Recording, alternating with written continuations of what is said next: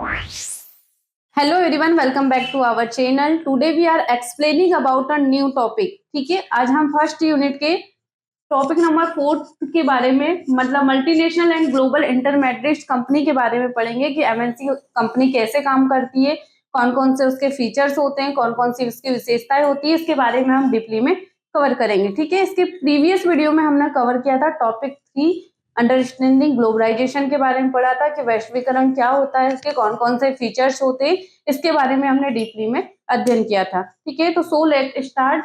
आज के इस न्यू टॉपिक के बारे में पढ़ेंगे कि एमएनसी कंपनी क्या होती है। ठीक है, तो हम इसे डेफिनेशन के थ्रू समझते हैं कि एमएनसी कंपनी का डेफिनेशन क्या होता है। ठीक है, MNC company is the that operate product और provide service in more than one country with its head office in local in one home country. मतलब एमएनसी कंपनी जो रहती है वो क्या करती है, अदर मतलब बहुत सारे या मोर कंट्री में ऑपरेट करती है, ऑफिसेस ओपन करके ऑपरेट करती है कंपनी को।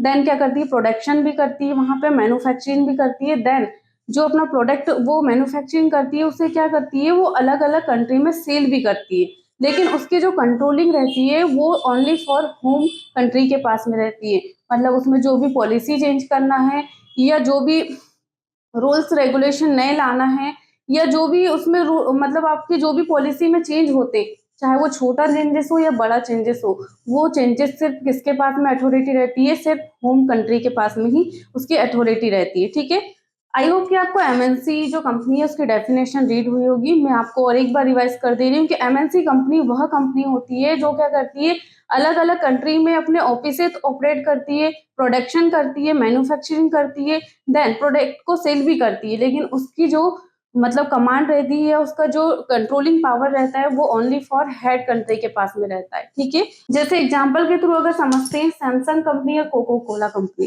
जो कोको कोला कंपनी है वो क्या है, यूएसए की कंपनी है, ऑल ओवर कंट्री में अपने प्रोडक्ट सेल तो करती है, बट इसकी जो कंट्रोलिंग पावर क्या रहती है, अगर सैमसंग की बात करें तो सैमसंग की जो कंट्रोलिंग पावर रहती है ओनली फॉर इंडिया के पास में रहती है।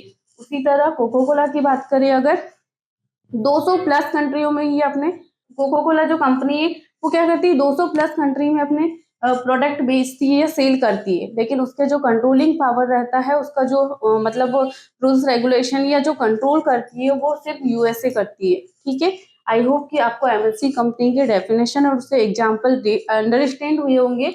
अब हम बात करते हैं कि कैरेक्टरिस्टिक्स ऑफ एमएनसी कंपनी, मतलब एमएनसी जो कंपनी है उसकी कौन कौन सी विशेषताएं होती है। पहला जो विशेषता है वो क्या है, ग्रैंड साइज। ग्रैंड साइज का मतलब होता है बड़ा साइज या बिग आकार। ठीक है, तो अब इससे समझते हैं कि कैसे मतलब कैरेक्टरिस्टिक है एमएनसी कंपनी का। इसमें क्या रहता है, जो कंपनी रहती है वो एक बड़े आकार में होकर काम करती है, मतलब एक मल्टीनेशनल रूप से काम करती है, अलग अलग कंट्री में अपने प्रोडक्ट की मैन्युफैक्चरिंग करती है, ऑफिसेस ओपन करती है, ब्रांचेस ओपन करती है, लेकिन इसकी जो कंट्रोलिंग पावर रहती है ओनली फॉर वन कंट्री के पास में रहती है। मतलब कहने का मतलब ये है कि जो ग्रैंड साइज का मतलब होता है कि जो कंपनी है एक बहुत बड़े रूप में या बड़ा बिजनेस में काम करती है। ठीक है, मतलब मोर देन अदर कंट्री में अपने प्रोडक्ट सेल करती है, देन मैन्युफैक्चरिंग भी करती है। इसे एग्जांपल के थ्रू समझते हैं, जैसे सैमसंग कंपनी हो गई है ना, कोको कोला कंपनी हो गई और रिलायंस कंपनी हो गई। ये क्या है, ग्रैंड जो साइज है उसका एक एग्जाम्पल है। ठीक है, दूसरा जो इसका विशेषता है वो क्या है, इंटरनेशनल ऑपरेशन। इंटरनेशनल ऑपरेशन का मीनिंग होता है अंतर्राष्ट्रीय संचालन। अंतर्राष्ट्रीय संचालन को अब हम समझते हैं कि अंतर्राष्ट्रीय संचालन में क्या रहता है कि कोई भी एक देश की कंपनी रहती है वो ऑल ओवर यानी मोर कंट्री या वर्ल्ड वाइड अपना बिजनेस करती है, लेकिन उसका जो उसका हेडक्वार्टर रहता है वो ओनली फॉर वन देश में एक ही कंट्री में रहता है। ये क्या करती है, ऑल ओवर कंट्री में अपने प्रोडक्ट तो सेल करती है, लेकिन उसका जो मेन हेडक्वार्टर रहता है वो ओनली फॉर एक कंट्री में रहता है। ठीक है, आई होप कि आपको यह अंडरस्टैंड हुआ होगा। थर्ड इसकी जो विशेषता है वो क्या है, सेंट्रलाइज्ड कंट्रोल, मतलब केंद्रीय नियंत्रण। केंद्रीय नियंत्रण की अगर हम बात करें तो केंद्रीय नियंत्रण में ये होता है कि जो कंपनी रहती है वो ऑल ओवर मतलब जो ऑल ओवर कंट्री में बिजनेस तो करती है, लेकिन उसका जो नियंत्रण रहता है, उसका जो मतलब केंद्रीय नियंत्रण रहता है वो ओनली फॉर वन कंट्री में रहता है। ठीक है, चौथा इसकी जो विशेषता है ओलिगोपोलिस्टिक पावर, मतलब अल्प अधिकारी शक्ति। अल्प अधिकारी शक्ति को हम समझते हैं कि इसमें क्या रहता है कि मार्केट में बहुत सारी कंपनियां काम करती है, मतलब जो इंटरनेशनल मार्केट में बहुत सारी कंपनियां काम करती है, लेकिन कोई भी ऐसी कंपनी या ऐसा बिजनेस जिसको क्या है कोई उसकी कंपेयर ना कर सके, वो एक मिनिमम प्राइस में एक बेस्ट क्वालिटी के साथ अपने प्रोडक्ट सेल करती है, जिससे क्या रहता है उसके टक्कर में कोई अन्य कंपनी टिक नहीं पाती है।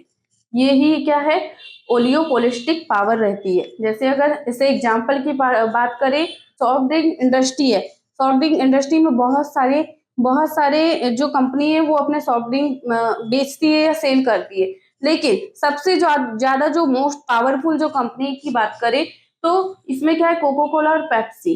कोको कोला और पेप्सी को जो कंपनी है वो सॉफ्ट ड्रिंक कंपनी की एक पावरफुल कंपनी मानी जाती है, या इन कंपनियों को कोई अदर कंपनी टक्कर नहीं दे सकती। अगर इसी तरह बात करें हम टेलीकॉम की, तो टेलीकॉम में हो गया जियो, हो गया रिलायंस, हो गया ठीक है, वोडाफोन आइडिया होगा। इस कंपनी को टेलीकॉम सेक्टर की अगर बात करें तो इन ये जो कंपनी है उनको कोई अदर कंपनी चैलेंज नहीं कर सकती। ये क्या है बेस्ट से बेस्ट सर्विस भी प्रोवाइड करती है कस्टमर को, देन इनके जो रेट रहते हैं वो रिजनेबल रहते हैं, ठीक है। पांचवा जो इसका विशेषता है वो क्या है कलेक्टिव ट्रांसफर ऑफ रिसोर्सेज, मतलब संसाधनों का सामूहिक स्थानांतरण। संसाधनों का सामूहिक स्थानांतरण की बात ये रहती है कि इसमें जो बिजनेस में जो पॉलिसी रहती है उसमें क्या रहता है एक पैकेज के रूप में। पैकेज की अगर बात करें तो उसमें क्या रहता है टेक्नोलॉजी, मशीनें, है ना, क्रूड ऑयल हो गया, नई नई टेक्नोलॉजी हो गई। इसको क्या है एक पैकेज के रूप में वो अन्य देश में एक्सपोर्ट करती है, अन्य देश को प्रोवाइड करवाती है। यही क्या है कलेक्टिव ट्रांसफर ऑफ रिसोर्सेज का एक एग्जाम्पल है। जैसे अगर हम बात करें सैमसंग की, तो सैमसंग क्या रहती है जो इसमें जो भी उसकी, जैसे अगर स्मार्टफोन की बात करें तो स्मार्टफोन में जो क्वालिटी रहती है बेस्ट से बेस्ट क्वालिटी रहती है, ओनली उसके जो फीचर्स रहते हैं वो क्या है एक पैकेज के रूप में अदर देश को एक्सपोर्ट करती है, ठीक है। आई होप कि आपको इसकी जो विशेषता है वो अंडरस्टैंड हुई होगी। अब हम बात करते हैं कि ऑब्जेक्टिव कौन कौन से होते हैं एमएनसी कंपनी के, ठीक है। तो जो पहला ऑब्जेक्टिव है वो क्या है प्रॉफिट मैक्सिमाइजेशन, मतलब इसमें क्या रहता है ज्यादा से ज्यादा लाभ प्रोवाइड करना या ज्यादा से ज्यादा प्रॉफिट अर्न करना। एमएनसी कंपनी का ही उद्देश्य रहता है या उनका ऑब्जेक्टिव रहता है कि वो ज्यादा से ज्यादा अपना प्रॉफिट निकाल सके। इसके लिए क्या करना होता है कि एमएनसी कंपनी बहुत सारे कंट्रियों में अपना बिजनेस करती है, देन वो देखती है कि कहाँ से कोई देश में अगर मैन्युफैक्चरिंग कर रहे हैं किसी प्रोडक्ट को, तो वो देखती है कि कम से कम एक प्रकार से बोल सकते हैं कि हमको एक मिनिमम कीमत में मजदूर भी मिल सके और अपना जो क्रूड ऑयल है वो मिनिमम लागत में मिल सके, जिससे क्या है प्रोडक्शन ज्यादा हो। उसके प्रोडक्शन जब ज्यादा होगा तो ऑब्वियसली वो है कि आपका प्रॉफिट भी बहुत ज्यादा अर्न होगा, ठीक है। दूसरा है global market expansion. Global market expansion का मतलब होता है कि अपने मार्केट को बहुत ज्यादा बड़े रूप में अपना बिजनेस करना, मतलब अपना जो मार्केट है उसका एक्सप्रेशन बहुत ज्यादा बढ़ाना।